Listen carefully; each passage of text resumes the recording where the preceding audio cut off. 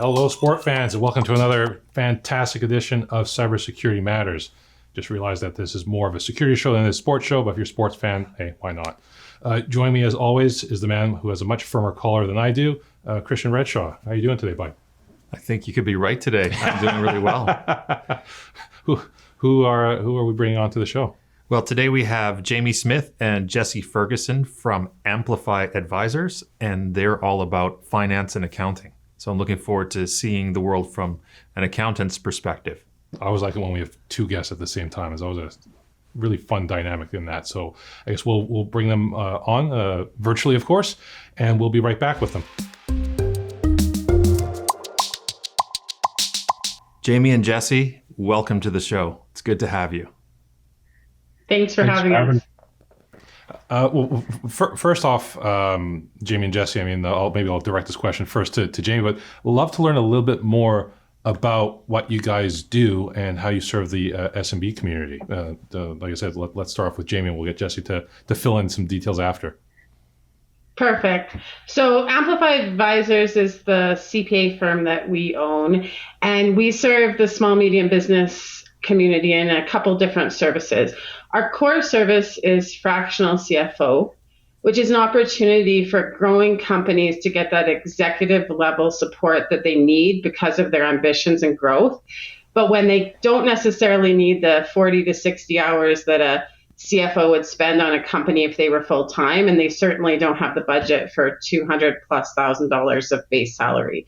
So it gives clients an opportunity to get the level they need, but at a fractional, scalable perspective. So that's our core service line. In addition to that, we do a similar service for controllers, so a lower level service when the CFO needs support but isn't ready to commit to a full-time controller. We do accounting services, which is an upgraded version of bookkeeping. And then, of course, we do consulting work, which is projects to help with the people, the process, and the automation within the finance and accounting department. So those are the core services that we provide to small and medium business. And we also have a recruiting arm, which helps with all size businesses. And that's placing CPAs when people are ready to commit to either full-time permanent or they want a contractor on their team outside of the Amplify service offerings. So really trying to design ourselves to help with any accounting or finance challenge that a business would have, and giving it at a level that really prioritizes growth and scale. Essentially, you're committing to a 1-year contract there, and it helps. From a client perspective, they're really making an investment in that 1 year, so it's not come in for a couple months and help me with something. It's really a mindset shift that they're bringing in someone that's part of their team. We try and differentiate in terms of our client experience in that service line.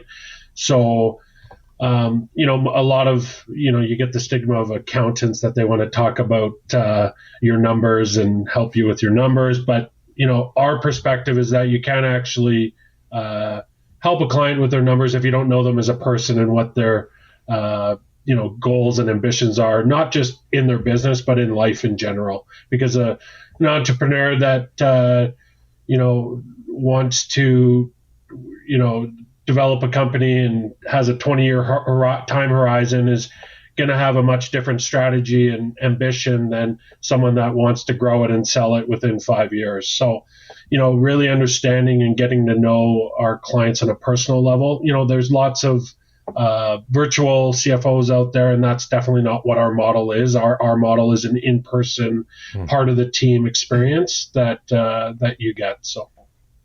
How has COVID changed that in-person model? Have you had to adapt more of a virtual capability? Have businesses been more understanding in terms of sort of that in-person setting? I'm just curious how COVID has maybe changed or morphed your model.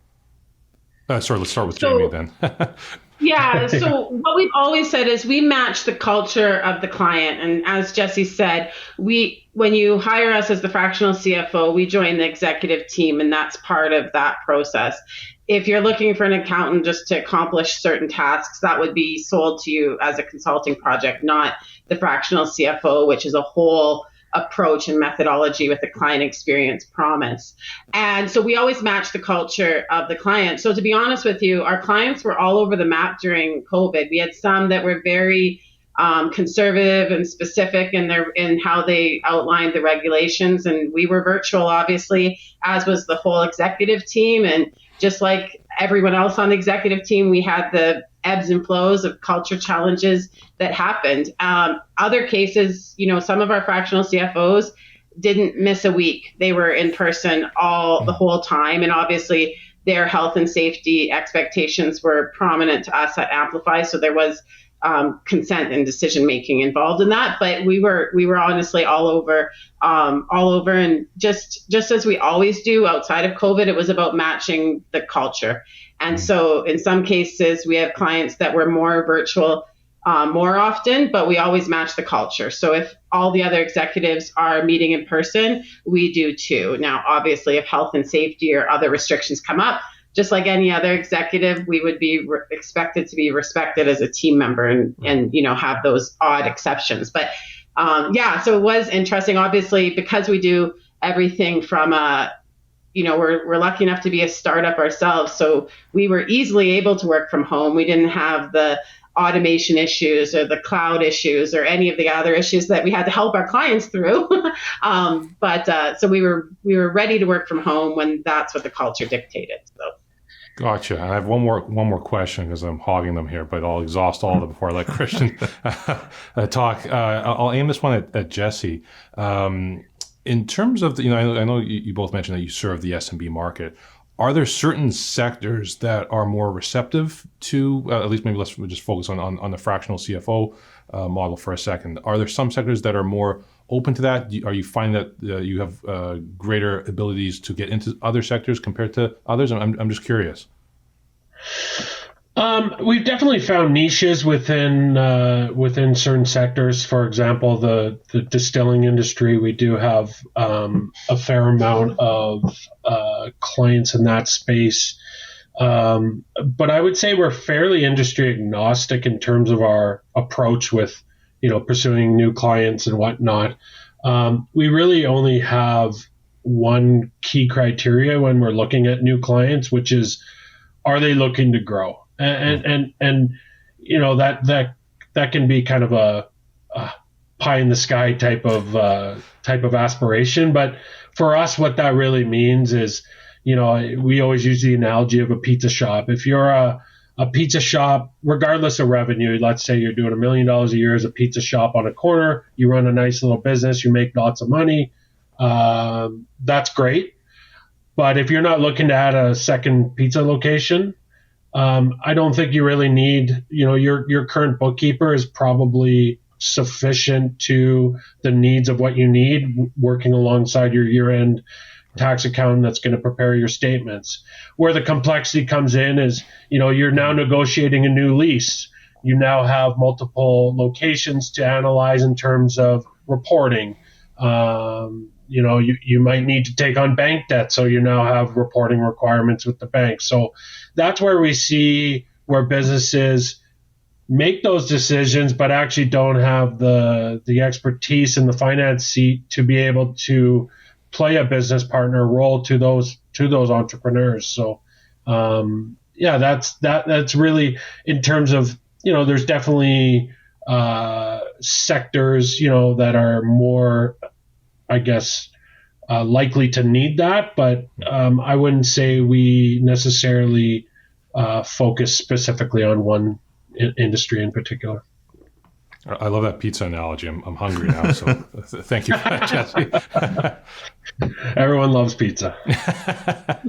I want to touch on the growth aspect of how you guys are a growth partner, but before we do, I'd like to rewind the tape back to your beginnings as a startup. And even before that, I believe you guys come from the Big Four background. Mm-hmm. I'm curious to know what it was that you saw in terms of the opportunity and the inspiration to actually start the company, looking at how Big Four operations run and connect with their clients and engage with the clients.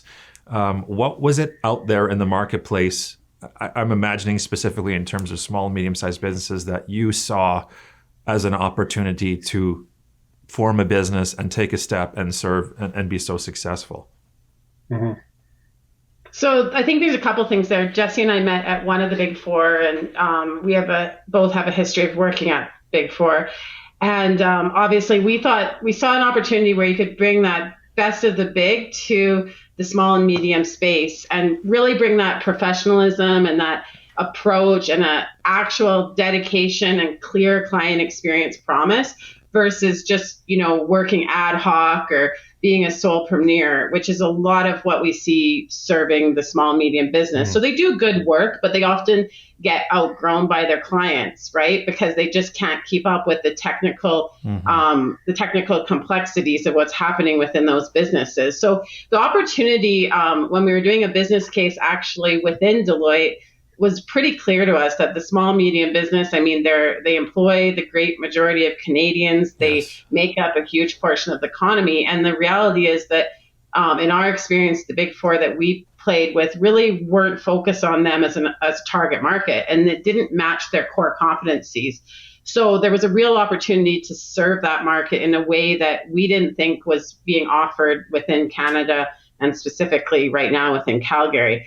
And frankly, the impact and we often get asked these weird questions where people will be like, well, why would she want to be the CFO for my company if she's been the CFO of a billion-dollar entity, right? We get asked that, and they kind of act like, well, why would they want to be slumming it? Is sort of the impression they get. And that's not at all how our team sees it, because the opportunity to work with small, medium business is so much more impactful because, you talk to people, the impact it has on the wife or the husband, the impact it has on their kids and on the actual consumers of the products or services that are being offered in the community. And COVID really emphasized that, right? Because when we were talking to our clients, they weren't worried about what's the value of my business. They were worried about, when can I bring those people back onto payroll that I had to let go? So it's just a much more tangible way of doing business and seeing what a difference you make. And sometimes when you're doing accounting for a multi-billion-dollar international company, it just feels like spreadsheets, So you're a cog in a massive machine. Yeah, you really are, right? So not that you aren't doing important work, but it's harder to see the direct line. You need much more imagination. So. Absolutely. That is really awesome. So for Jesse, I'll direct this next question over to you. A lot of times we explain that cybersecurity is a growth factor for a company, and it's not something that probably people normally file in the growth category. I would imagine that accounting is very similar in that, you guys are a growth partner for your clients. How in the world does accounting and what you guys do factor into helping a company grow? What's the connection there? Couple things I would say on that point. One is scale, and my experience, prior to, I've kind of gone in and out of Big Four, and then in terms of industry, I've worked as a CFO full time, as a hired full time. And what I found when we move into the medium business space is that if you haven't laid the foundation of scale, oftentimes a company will essentially get in the way of themselves. So, it's the kind of a broad statement, but what does that mean? It means, many clients that can't get access to additional bank financing because they don't have someone that can actually tell a story in terms of the financial numbers, whether it's historical, i.e. where we've been and how does that look, and then where you're going. So I would say we put in, practical processes, and not from a regulatory controls perspective, but really practical in terms of, right now the founder is kind of the linchpin of let's say all expenses, and everything needs to go with him. Well, how do we take him, but still give him the comfort that the spending is actually under control and being the assets are being deployed on a useful and efficient basis. And so removing people out of, I guess removing hats off of people to allow them to focus on the areas of the business that are going to allow them to grow is a big part, I would say, of what we do there in terms of helping scale the business. And then, the other thing is obviously just a lot of times it's just the business partnering. So, when we've seen it a couple different clients that we've brought on recently where even in the first month, this is the first time they've had someone to bounce business ideas off of and almost dump their stress on someone else.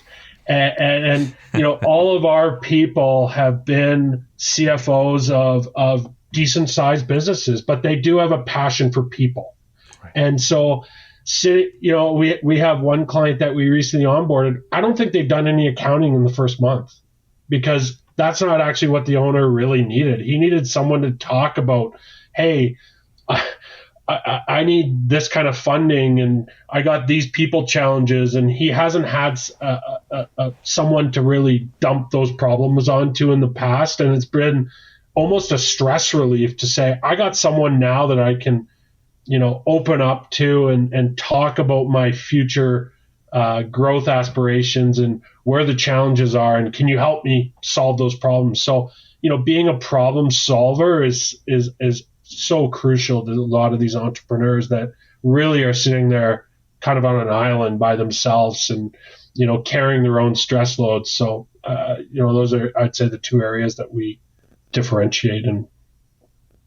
That's awesome. I love the narrative that the two of you are weaving. It's very, very compelling, and it's like Christian was alluding to, at least on the cybersecurity side, it's very similar to what we're trying to weave as well. And we have a few minutes left, so just a couple more quick questions. So, in terms of geography, so are your clients? Do you serve Canada, North America, certain provinces? What's the current client landscape look for you guys? So we started out in Calgary, and as we mentioned before, we don't do a virtual model. We match the culture of the clients. So right now we have the vast majority of our clients and team are in Calgary, but we definitely are across Alberta, and we do have some Vancouver clients. We are building scale internally as well. So our intention is to go into other centers more deliberately with city leaders over the next 18 months or so. And likely that Vancouver would be our next place to look at very, very seriously. But currently we have clients in Vancouver, we have clients in Jasper, Canmore, Edmonton, and Calgary, and across the province. So we hear Vancouver is a very nice place. I actually grew up in Vancouver. There, so yeah. Oh, nice. I grew up in Moose Jaw, but we don't need CFOs in Moose Jaw, really. If someone wants to get a hold of you guys or get a hold of Amplify Advisors, what's the best way that they can reach out? The best place to reach us would be to go through our website. We just launched a new brand refresh and a new website, so very open to feedback as well, and that is amplifyadvisors.ca. Excellent. Thank you guys so much. And there's a meeting link that you can book a meeting on there, and one of our people will be in touch. You'll have your people get in touch with our people. That sounds wonderful. I love what you guys are doing in the cyberspace as well. We had the opportunity to have you present to our client and CPA network, and the feedback we're getting is incredible. And apparently cyber is a very sexy topic, and I'm excited to learn more and never keep up because it seems to change every day, which makes it challenging. It feels good to finally start being sexy. We haven't been for a long time. So thank you for that validation. Lots of great collaboration to be had. And we're very grateful for you both taking time out of your day to join us today. Thank you so much. Jesse, Jamie, thank you so much. And Dominic and I will be right back to wrap things up. Our thanks again to Jamie and Jesse for joining us on the Cybersecurity Matters podcast. And as always, please make sure to check out the Conversation That Matters YouTube page for previous Cybersecurity Matters podcasts, as well as a slew of other awesome podcasts that you should be checking out in the spare time, which I'm sure you all have. But until next time, for Christian and I, we'll be signing off, and we'll see you next week on Cybersecurity Matters.